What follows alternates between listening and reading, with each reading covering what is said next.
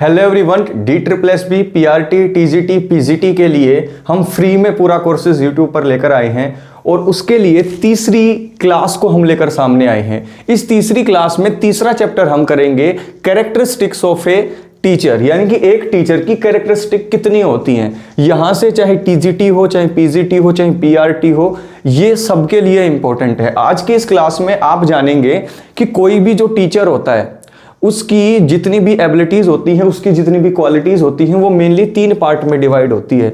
एक उसके व्यक्तिगत गुण होते हैं जिसको इंडिविजुअलाइज्ड जो है क्वालिटी बोलते हैं, इंडिविजुअल क्वालिटीज। दूसरी उसकी प्रोफेशनल क्वालिटीज होती हैं, यानी कि कुछ उसके पेशागत गुण होते हैं और कुछ उसके सामाजिक गुण होते हैं। तो एक टीचर के टोटल 8 जो हैं इंडिविजुअल एबिलिटी होती है, यानी कि एक टीचर के 8 क्वालिटी होती हैं व्यक्तिगत रूप से। पेशागत रूप से उसकी 10 क्वालिटीज होती हैं। There are 10 qualities of a teacher professionally and there are 4 qualities of a teacher socially, यानी कि सामाजिक रूप से जो सामाजिक क्वालिटीज होती हैं वो एक टीचर की 4 होती हैं। तो ओवरऑल 8 और 10 18 और 4 22, एक टीचर की ओवरऑल 22 क्वालिटीज को आज हम इस एक वीडियो के अंदर डिस्कस करने वाले हैं। हिंदी इंग्लिश दोनों के लिए इंपॉर्टेंट होगा। हिंदी में अगर आप नोट्स बना रहे हैं दोस्तों, तो हर एक की मैं हिंदी अनुवाद आपको बोलता हुआ चलूंगा। इतनी जगह में दोस्त मेरे पास कोई स्मार्ट बोर्ड नहीं है जिसमें मैं कंप्यूटर पे बैठ के हिंदी और इंग्लिश दोनों इकट्ठी लिख दूं, इसीलिए दोस्त हिंदी इंग्लिश में दोनों को साथ लेकर चल रहा हूं। ठीक है, इस वीडियो को लाइक करना है, दोस्तों तक शेयर करना है और लास्ट तक इस वीडियो को देखना है। दोस्त इन सब चीज़ों के आपसे कम से कम 15 से 20 हज़ार रुपये लिए जाते हैं पूरे कोर्स के, लेकिन यहाँ पर मैं आप लोगों से सिर्फ आपका साथ मांगता हूँ। तो वीडियो को बीच में छोड़कर नहीं जाना है, अपने नोट्स बनाने शुरू कर दो। तो चलिए दोस्तों शुरू करते हैं। एक टीचर की क्वालिटीज़ को 3 हिस्सों में बांटा गया। क्यों? क्योंकि किसी भी टीचर की क्वालिटीज़ या तो व्यक्तिगत होंगी, या तो पेशागत होंगी, या सोशल होगी। तो सबसे पहले किसी भी टीचर की इंडिविजुअल यानी कि व्यक्तिगत क्वालिटीज की बात करते हैं। पहला है सेल्फ पर्सनैलिटी, इसको आप लिखिए खुद का व्यक्तित्व। क्या लिखो? खुद का व्यक्तित्व। किसी टीचर का जो खुद का व्यक्तित्व है दोस्त, वो बच्चों को इंस्पायर करता है, वो उनके इमोशनल डेवलपमेंट के लिए काफी जरूरी है। इसीलिए सेल्फ पर्सनैलिटी व्यक्तिगत गुण में जो है जोड़ी गई है। यहां पर आपको लिख देता हूं, इसको हिंदी में क्या बोलते हैं? व्यक्तिगत सेल्फ पर्सनैलिटी, यानी कि खुद का व्यक्तित्व। दूसरा है गुड हेल्थ। अगर एक टीचर की अच्छी हेल्थ है तो उसको देखकर ही बच्चे सोचेंगे कि यार हमें भी अपने टीचर की तरह गुड हेल्थ में रहना चाहिए। अगर कोई एक टीचर सिगरेट पीता है और वो क्लास में जाकर हार्म्स ऑफ स्मोकिंग पढ़ाता है, तो क्या कोई टीचर बच्चों को पढ़ा पाने में सफल हो पाएगा? या बच्चे उससे सीखेंगे? नहीं सीखेंगे, क्योंकि जो गुड हेल्थ होगी वो भी एक टीचर का व्यक्तिगत गुण होगा। तीसरा होगा सेल्फ कॉन्फिडेंस, यानी कि एक टीचर का खुद का कॉन्फिडेंस। तो ये जितनी भी इंडिविजुअलाइज्ड जो क्वालिटीज होंगी, इसमें एक टीचर की खुद की निजी, यहां पर ये जितनी भी क्वालिटीज होंगी वो क्या होगी? निजी होंगी। कैसी होंगी? खुद की होगी, खुद से रिलेटेड क्वालिटीज होंगी ये सारी की सारी। अगला है इंटरेस्ट इन ओन सब्जेक्ट, खुद के विषय में रुचि। आपने देखा होगा कई टीचर वो अपने विषय में रुचि लेते ही नहीं है, वो बस नौकरी पाने के लिए ही टीचर बन गए थे, उनकी रुचि खत्म हो जाती है। लेकिन एक अच्छे टीचर की क्वालिटी है कि नौकरी लगने के बाद भी जो उसका खुद का सब्जेक्ट है उसमें उसको इंटरेस्ट आए। फ्रैंकनेस, एक टीचर को फ्रैंक होना चाहिए, शर्माना नहीं चाहिए किसी भी बात को लेकर। तो एक टीचर का फ्रैंक होना, फ्रैंकनेस ऑफ ए टीचर, ये किस में आता है? व्यक्तिगत क्वालिटीज में आता है। गुड हेल्थ का मतलब अच्छा स्वास्थ्य है। सेल्फ कॉन्फिडेंस का मतलब जो है आपका, सेल्फ कॉन्फिडेंस का मतलब है कि आपको खुद के ऊपर पूरा का पूरा भरोसा है। इंटरेस्ट इन ओन सब्जेक्ट, खुद के विषय में रुचि। फ्रैंकनेस का मतलब है कि आप काफी फ्रैंक है, शर्मीले नहीं हैं। पेशेंस एंड टॉलरेंस, ये छोटे बच्चों को पढ़ाने के टाइम पर टीचर के अंदर होना जरूरी है, वरना एक टीचर किसी बच्चे को पढ़ाए और मान लो उस बच्चे को 3-4 बार समझ में ना आए, तो अगला स्टेप क्या होगा? वो टीचर बच्चे को पीट सकता है। तो इसीलिए जब छोटी क्लासेस होती हैं, प्राइमरी लेवल होता है, प्राइमरी लेवल पर छोटे बच्चों के लिए मैडम को ही क्यों परफेक्ट माना जाता है सर के मुकाबले? क्योंकि मैडम के अंदर पेशेंस और टॉलरेंस ज़्यादा होता है मर्दों के मुकाबले। तो पेशेंस एंड टॉलरेंस होना टीचर के अंदर उसकी व्यक्तिगत जो है एबिलिटी है, क्षमता है। ठीक है, पेशेंस का मतलब होता है धैर्य और टॉलरेंस का मतलब होता है सहन शक्ति, धैर्य और सहन शक्ति। रिसोर्सफुलनेस, रिसोर्सफुलनेस का मतलब होता है कि जब कोई टीचर बच्चों को पढ़ाने जाए तो एक तरीके से समझ में नहीं आए तो वो दूसरे तरीके से पढ़ा दे। अगर आप मुझसे पढ़ने आए और बोले कि सर मुझे जीन प्याजे के बारे में पढ़ाओ, तो अगर मेरे पास बोर्ड भी नहीं है, मेरे आपके पास एक कॉपी पेन भी नहीं है, तो मैं बोल कर भी आपको वो समझा पाऊँ, तो ये मेरा रिसोर्सफुलनेस होना है। तो रिसोर्सफुलनेस का मतलब होता है कि एक ऐसी स्थिति जब आपके पास कुछ भी नहीं है तब भी आप बच्चों को कोई चीज पढ़ा पाए, that means you are resourceful.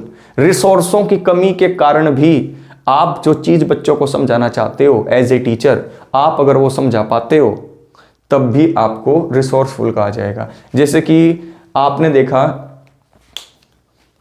कि आपके पास कई चीजों की कमी है, जैसे कि अभी ये देख लो, मेरे पास स्मार्ट बोर्ड नहीं है, मेरे पास कोई अच्छा कैमरा नहीं है, मैं बस एक छोटे से फ़ोन से आपके लिए वीडियो बनाता हूँ सब कुछ जुगाड़ करके, तो आई एम वेरी रिसोर्सफुल, मुझे उन चीज़ों की ज़रूरत नहीं है।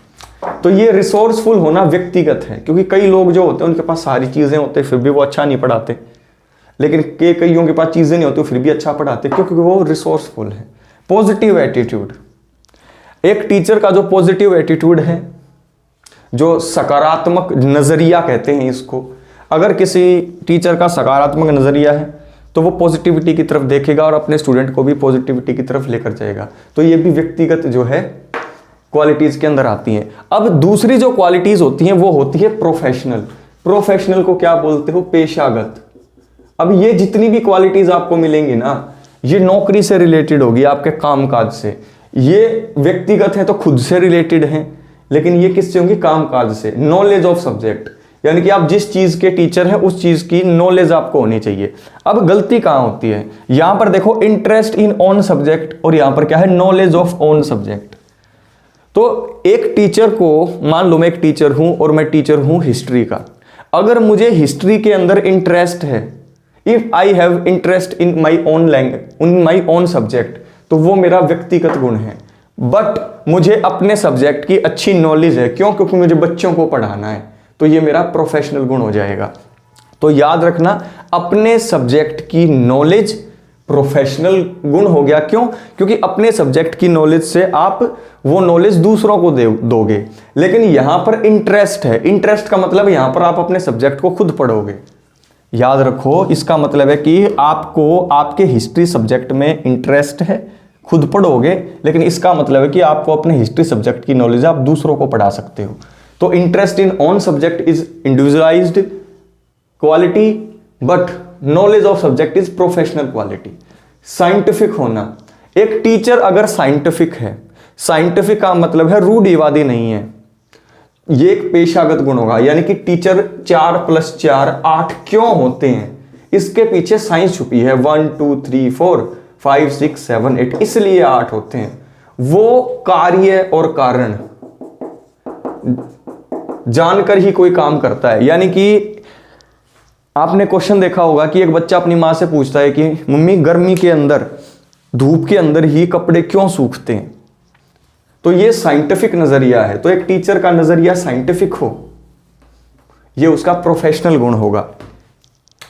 यानी कि नॉलेज ऑफ सब्जेक्ट का मतलब अपने विषय की जानकारी पेशागत गुण है, और वैज्ञानिक नजरिया प्रोफेशनल गुण है। आगे, knowledge of psychology. Knowledge of psychology, teacher को पेडागोजी और साइकोलॉजी की नॉलेज होनी चाहिए। तो यहां पर है साइकोलॉजी की नॉलेज। क्यों चाहिए? बच्चे को समझने के लिए।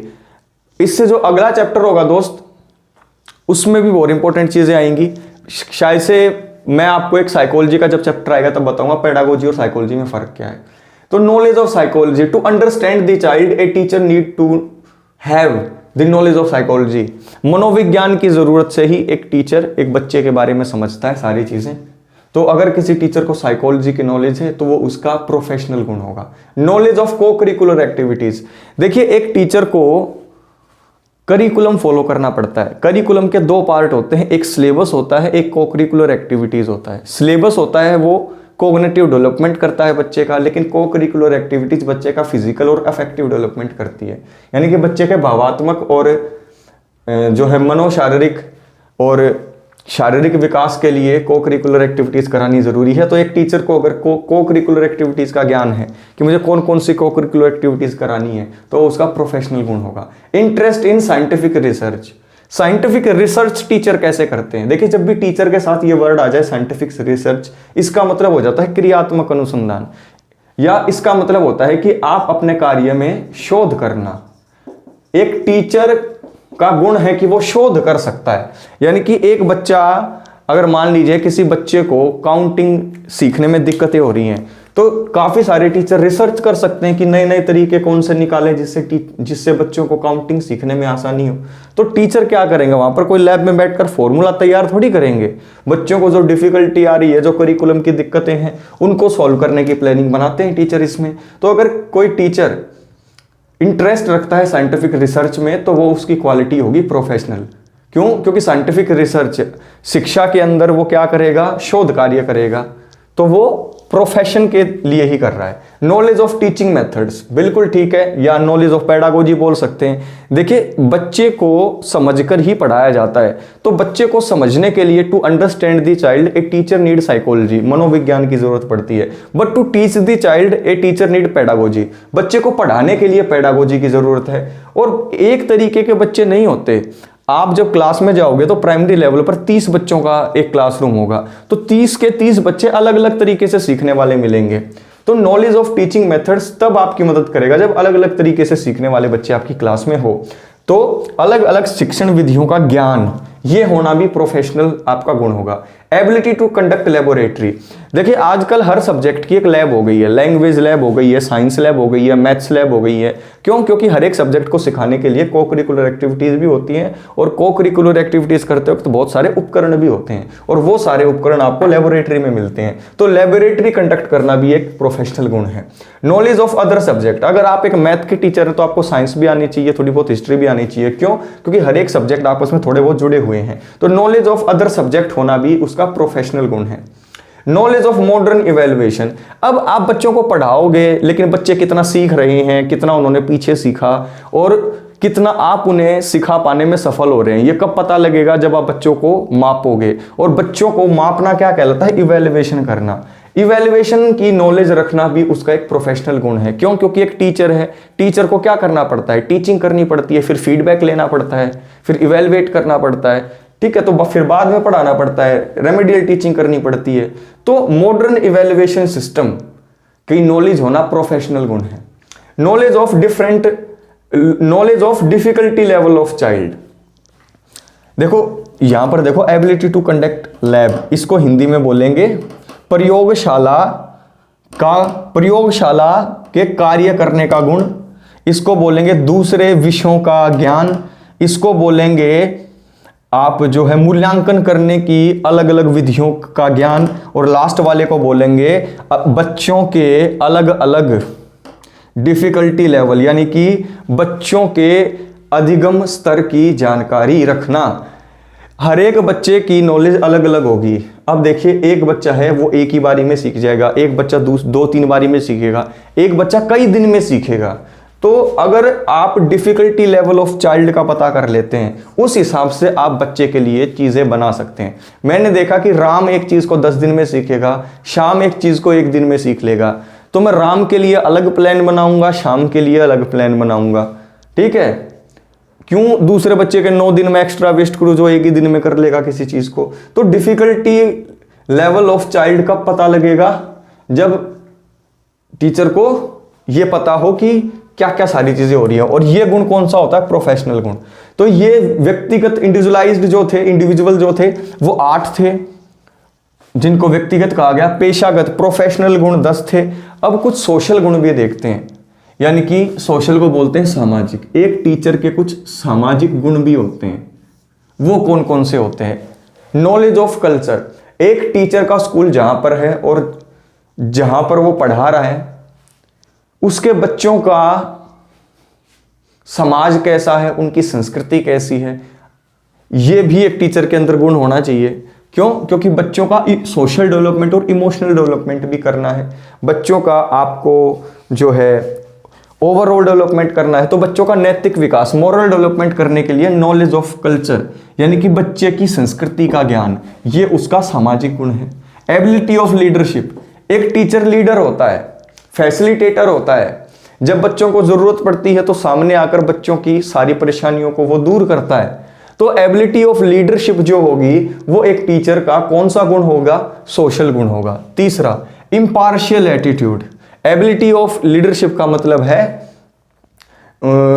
एबिलिटी ऑफ लीडरशिप को आप बोल सकते हैं भूमिका निर्वाह की क्षमता, या आप बोल सकते हैं कि बच्चों को दिशा दिखाने में समर्थ होना।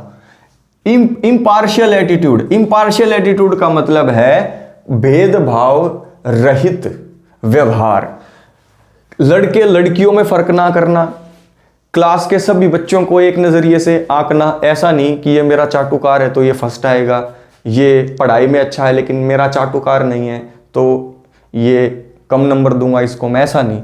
अगर एक टीचर का इम्पार्शियल एटीट्यूड है तो उसकी सोशल उसमें आएगा। अब आप सोचोगे कि ये जो इम्पार्शियल है ये पर्सनल में क्यों नहीं आया? क्योंकि ये समाज से लेना देना हो गया ना, समाज के हिस्से है बच्चा अलग अलग, तो इम्पार्शियल होगा सबके लिए एक टीचर। उसके बाद feeling of society, feeling of sociality, यानी कि सामाजिकता का गुण। यानी कि एक टीचर ऐसा नहीं हो जो खुद भी आइसोलेटेड रहता हो और आपको भी आइसोलेट करने की कोशिश करता हो समाज से। समाज के साथ जोड़ने वाला होना चाहिए एक टीचर, कि एक बच्चे को समझाए, शुरू से ही बताए कि आप भी एक समाज का हिस्सा हो और उसका मोरल डेवलपमेंट करे। तो ये फीलिंग ऑफ सोशलिटी यानी कि सामाजिकता होना, ये एक जो है सामाजिक गुण है। तो यहाँ पर हमने एक टीचर के व्यक्तिगत यानी कि इंडिविजुअल क्वालिटीज जो थी वो 8 थी वो देखी, फिर हमने पेशागत प्रोफेशनल क्वालिटी देखी जो 10 थी, और फिर हमने देखी सोशल क्वालिटी सामाजिक गुण जो कि 4 थे। ऐसे करते करते दोस्त हमने कितने चैप्टर कर लिए? 3 चैप्टर हमने कर लिए। ऐसे ही सारी चीज़ें चलती रहेंगी। रीजनिंग की भी नई सीरीज आपके सामने शुरू होने वाली है। तो दोस्त जिस तरीके का रिस्पॉन्स आप लोग मुझे दे रहे हैं मुझे बहुत अच्छा लग रहा है। पहला चैप्टर आपने खूब देखा, दूसरा चैप्टर आप लोग थोड़ा कम देख रहे हैं। आप लोगों के लिए दोस्तों ये सारी चीज़ें कर रहा हूं मैं, आई एम वेरी मोटिवेटेड। आप लोग एक प्यारा सा कमेंट जरूर छोड़ें। और दोस्त क्यों ना इस वीडियो को हम बहुत अच्छी वीडियो बनाएं, वो कैसे होगा? कंटेंट तो मैंने डाल दिया, अब बाकी का काम आपके ऊपर है। नीचे एक प्यारा सा कमेंट छोड़ो, लाइक करो और अपने सभी ग्रुप्स के अंदर शेयर कर दो अपने सभी दोस्तों तक। नेक्स्ट वीडियो में दोस्तों आप लोगों से मुलाकात करता हूँ, तब तक के लिए जय हिंद जय भारत। मोस्ट इंपॉर्टेंट बात, पढ़ते जरूर रहना है। Take care.